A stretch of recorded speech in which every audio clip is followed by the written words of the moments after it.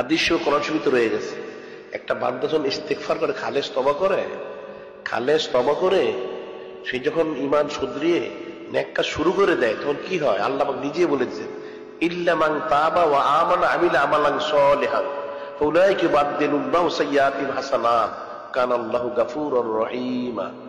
আল্লাহ পাক এখানে স্পষ্ট বলে দিলেন, ইল্লা মান তাবা ওয়া আমানা ওয়া আমিলা আমালান সলিহান, যে ব্যক্তি তওবা করলো, ঈমান আনলো, আমলে সলেহ করলো।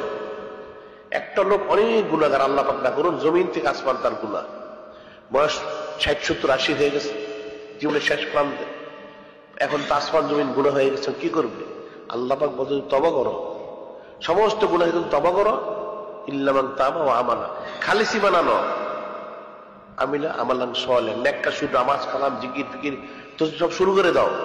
তাহলে কি হবে? আল্লাহ পাক নিজেই বলতেছেন, উলাইকা ইউবাদদিলুল্লাহু সাইয়্যাতিহিম হাসানাত, এই তওবা করলে তার তো গুনাহ মাফ হলো, একদিকে শুধু গুনাহ মাফ হলো না, তার এই জমিন থেকে আসমান পর্যন্ত যত গুনাহ, সমস্ত গুনাহগুলি আল্লাহ পাক নেকিতে পরিবর্তন করে দিবেন। সুবহানাল্লাহ।